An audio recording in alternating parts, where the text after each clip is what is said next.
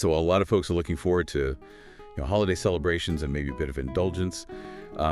This year, the story in Kenya is, well, it's a little different. Yeah, for sure. Yeah, we're going to take a deep dive into what's going on there, looking at how the economic realities are kind of impacting how Kenyans are approaching Christmas this year, 2024. Right.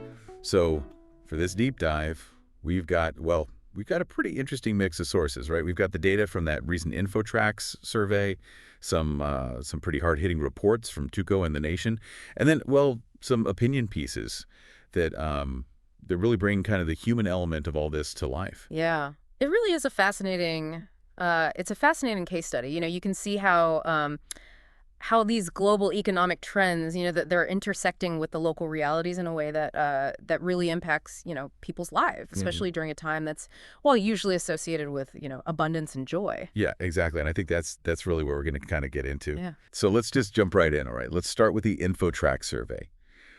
This thing revealed that a pretty staggering 86% of Kenyans won't be celebrating Christmas in the traditional way this year because of financial limitations. Wow. Yeah, and that's not just a statistic, right? Yeah.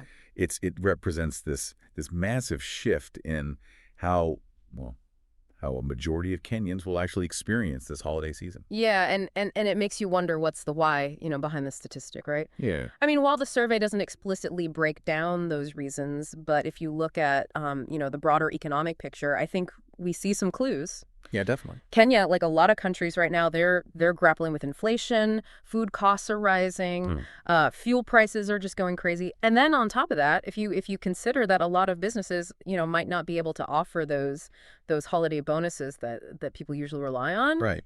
You've got this, this perfect storm for a financially strained Christmas. Yeah, it's like this ripple effect, right? These global economic pressures, they create these very localized financial anxieties. Exactly. And this isn't just about, some macroeconomic trends, right? This is about individual choices and sacrifices. Like imagine being a parent in Nairobi trying to explain to your kids why this Christmas might be a little different. Yeah. That's a lot of emotional weight right there. That's huge, yeah. It is. And speaking of Nairobi, that kind of brings us to another point in the data that I found pretty striking.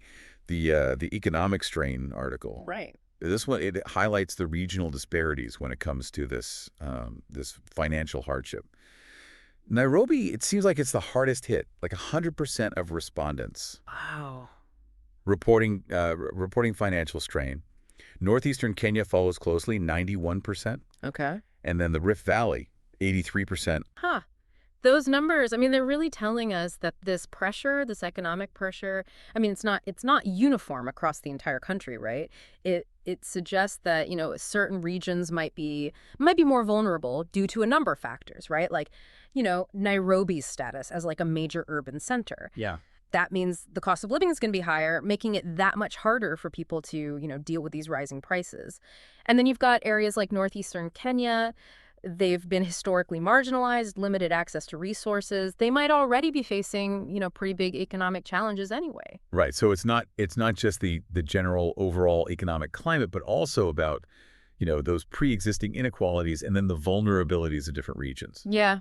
Yeah. And those vulnerabilities get amplified during times of, financial stress. Exactly. Yeah. And it's not just impacting families as a whole. It looks like specific age groups are feeling this strain more acutely than others. Mm-hmm. The same economic strain article, it points out that young adults, between 18 and 26, they're especially affected. 89% unable to afford Christmas celebrations.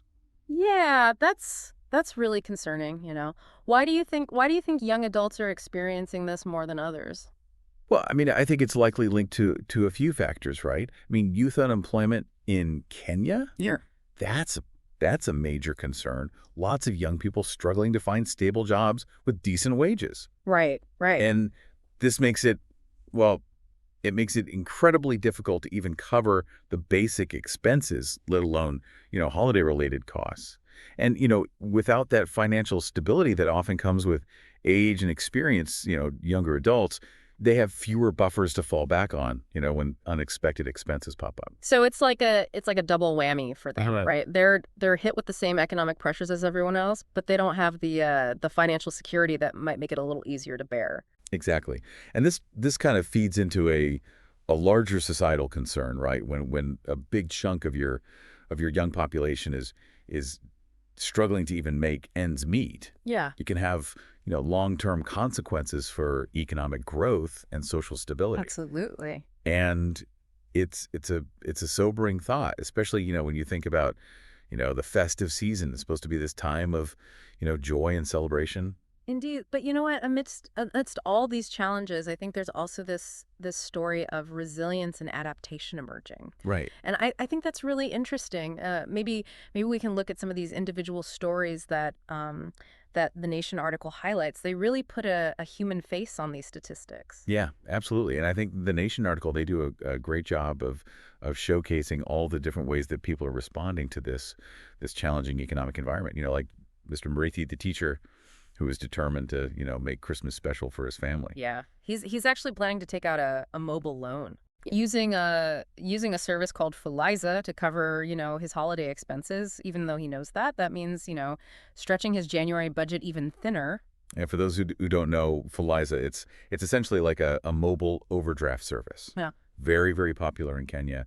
It lets you, complete transactions even when you don't have enough funds, but you do end up paying interest charges. Right. So Mr. Murithi's situation, I mean, it's like a perfect example of how people are finding, creative solutions, Yeah. albeit, maybe a little bit risky, to keep those holiday traditions alive. Yeah, yeah. It's a tough choice, the desire to give his family that sense of normalcy versus, Hmm. the potential for financial repercussions down the line. Exactly. Yeah. And then there's Mr. Kigimbe, a 90-year-old gentleman who, well, he just finds joy in those simpler things, right? Yeah, despite, all the economic hardship around him, Mr. Kigimbe's celebrating by playing his accordion and really just cherishing the memories of past Christmases. And, his story, it just really highlights how happiness, it doesn't always have to be tied to these expensive gifts or elaborate celebrations, right? Yeah. It's this reminder that even when things are tight, when budgets are tight, we could still find joy in just, connecting with loved ones and celebrating in ways that are meaningful to us. It's a powerful contrast. You've got Mr. Murithi who's, going for this kind of risky financial maneuver to maintain traditions. And then Mr. Kigimbe is just finding contentment in a simpler form of celebration. Right. And it really shows you the spectrum of experiences Yeah, I that people are having this Christmas. it really does. Okay, so we've looked at the overall impact of, the economic hardship on Christmas celebrations in Kenya. We've looked at, the specific challenges for young adults and started to explore, these regional disparities that are at play here. But how are these financial limitations really affecting people's, actual plans for the day itself? Are they adjusting, to their usual traditions? Well, that's a great question. Let's look back at the InfoTrack survey data, to see how people are planning to celebrate or not celebrate, I guess, Right. this Christmas. It seems like even though, the majority are unable to celebrate in the traditional way, I mean, family remains at the heart of Christmas for a lot of Kenyans. Yeah. The survey tells us that 63% are still prioritizing spending time with family, Wow. even if they can't afford, all the Wow. usual stuff. Yeah.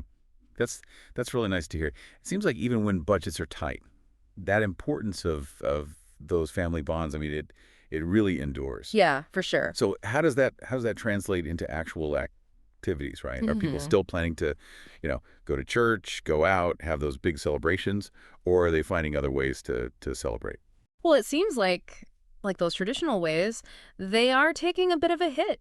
Only 28% said they plan to attend church services this Christmas, and public celebrations are also seeing a bit of a decline.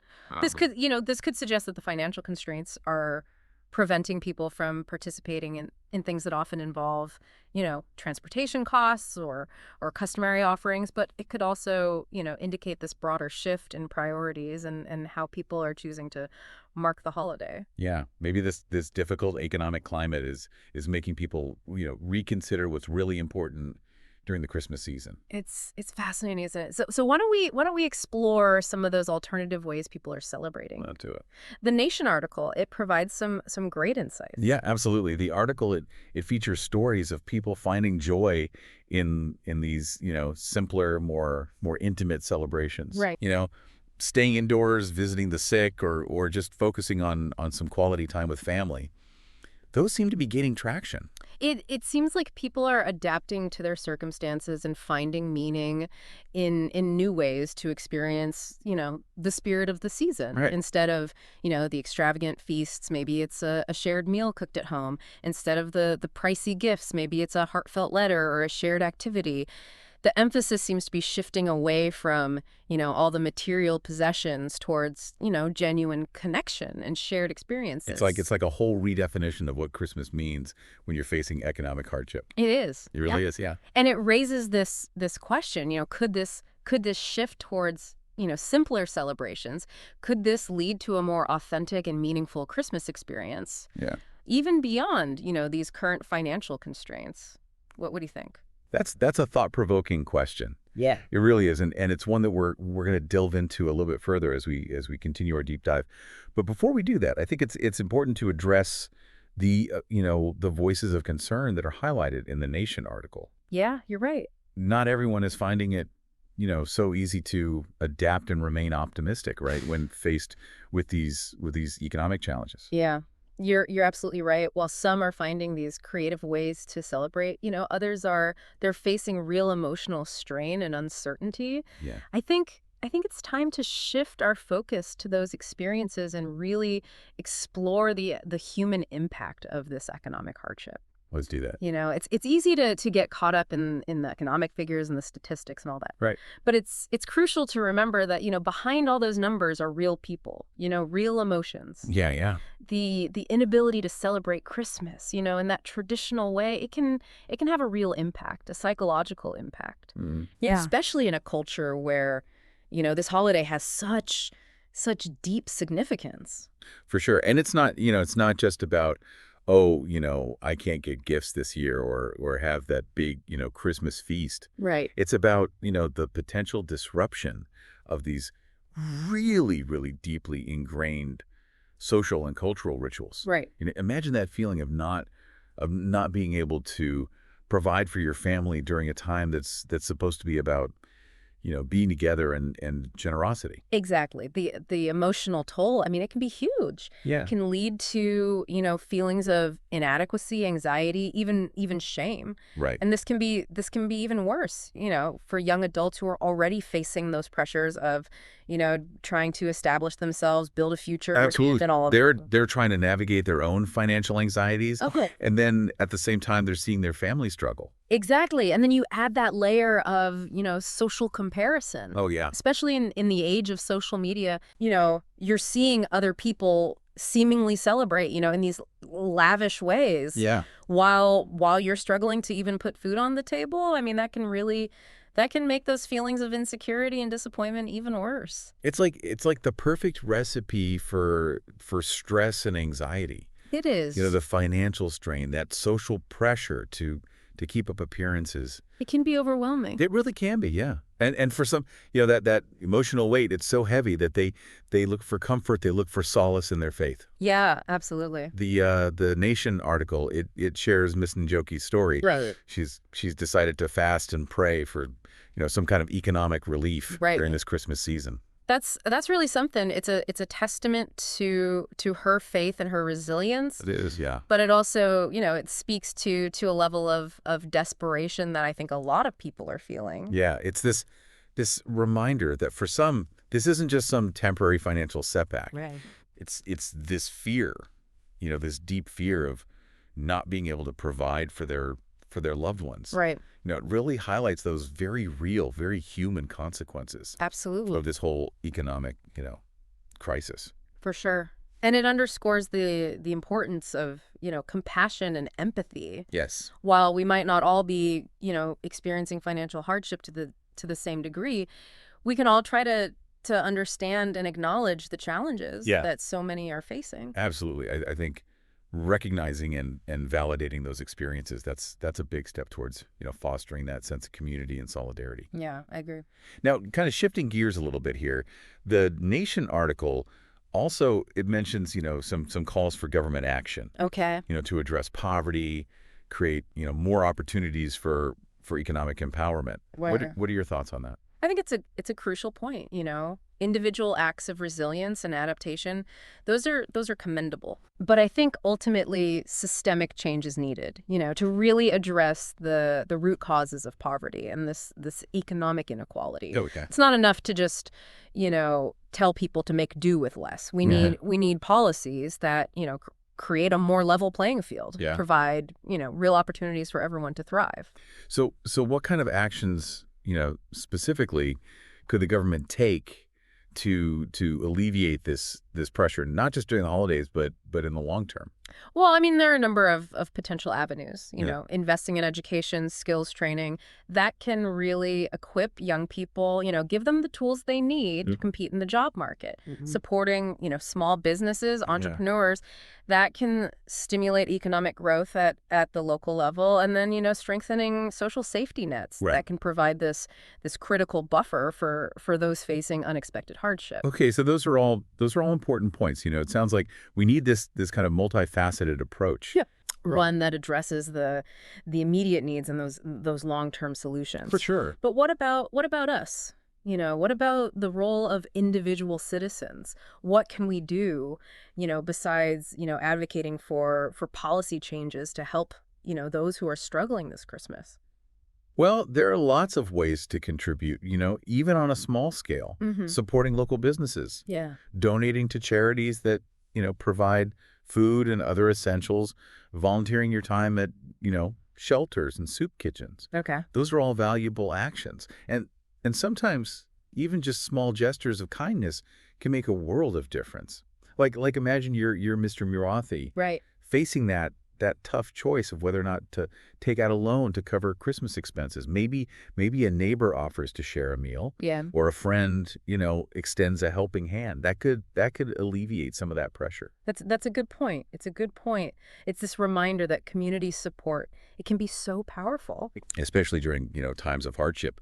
Just a simple act of kindness Yeah. can go a long way in making someone feel seen and supported. Exactly. And it's not just about the, material assistance, right? It's about fostering that sense of community, a sense of shared responsibility Right. by acknowledging the challenges, that others are facing and extending that helping hand. Yeah. We can all contribute to a more, a more compassionate and resilient society. So even though the economic outlook is, it's a little bit bleak, Yeah. it seems like there's kind of a silver lining here Yeah. in the form of community support and Yeah. this really creative adaptation that we're seeing. Yeah. It's inspiring to see how people are finding those new ways to celebrate and connect, even when they're dealing with financial constraints. Absolutely. And you know what? This brings us to this really interesting question. Right. Could this difficult Christmas, with this forced simplicity, And this reevaluation of priorities, could this actually lead to a more authentic and meaningful way of celebrating, Yeah. In the long run? It's a fascinating question. Is it possible that this, this whole challenging situation could spark a lasting shift Right. in how Kenyans approach Christmas? Yeah. One that prioritizes connection over consumption, gratitude over extravagance. It's certainly a possibility. It's Yeah. worth exploring. Yeah, it really is an interesting paradox, isn't it? This economic hardship forcing a simpler Christmas, but maybe leading to a richer experience in terms of, meaning and connection. It is. I mean, we've talked about how so many Kenyans are adapting, right? Finding joy in the simpler celebrations, putting family time ahead of, that extravagant spending. What if this situation, kind of unintentionally pushes us all to really think about what matters during the holidays? It makes me think about something Mr. Kigimbe said in that Nation article. He said that his happiest Christmas memories, they weren't tied to fancy gifts or big feasts, Yeah. but to the simpler joys of just being with loved ones. Right. Maybe this is a chance for all of us to kind of rediscover that more authentic Christmas spirit. Maybe the situation is showing us that the real heart of Christmas, it isn't about how much stuff you have, Yeah. but about something much deeper. Yeah. That sense of community, those shared experiences, and just gratitude for what we do have. It makes you wonder if this could be like the beginning of a real cultural shift. Mhm. What if in the years to come, Kenyans approach Christmas with this renewed focus on simplicity and genuine connection? Could that lead to a more sustainable and fulfilling way of celebrating, regardless of what's happening with the economy? It's a really interesting question, and it's not just about those individual choices, right? Remember those calls for government action we talked about. Right. What if Right. this whole situation sparked a bigger conversation about, economic justice and social responsibility? You're right. Adapting to, what's happening now is important, but addressing those underlying causes of the economic hardship, I mean, that's crucial. Absolutely. This experience, it could really, push both citizens and policymakers to work towards a more equitable and sustainable future for everyone in Kenya. Exactly. And maybe that's the biggest takeaway from this whole deep dive, Yeah. that even when things are tough, when we're facing adversity, there's still that opportunity for reflection and growth and positive change. Yeah. So as we kind of wrap up our look at this Kenyan Christmas, it's clear that it's a Christmas unlike any other. The economic realities, they're tough. Yeah. And the challenges they're very real. But even with all of that, we've also seen incredible resilience and creativity All right. and this really deep commitment to community and family. It really is remarkable. What stands out to you the most from everything we've discussed? For me, it's the spirit of the Kenyan people, Hmm. their ability to find joy and connection, even when they're facing, these financial struggles. It's really inspiring. It is. It's this powerful reminder that the human spirit is capable of so much. Yeah. Incredible resilience, and that even in the most challenging times, there's always room for hope and for adaptation. And maybe this difficult Christmas with its, kind of forced simplicity and this reevaluation of priorities, maybe it will spark a lasting change in how Kenyans approach the holidays. Yeah.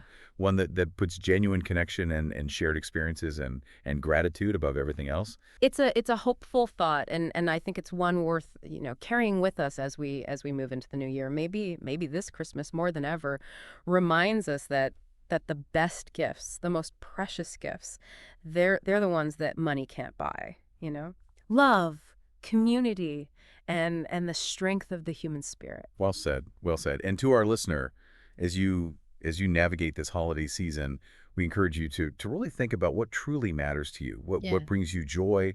How Mm. can you connect with your loved ones in ways that are meaningful? And how can you contribute to a more compassionate and resilient community? Remember, even those small acts of kindness, they can make a difference. And as we've seen in the stories we've talked about today, that spirit of Christmas, it can shine bright even in the toughest times.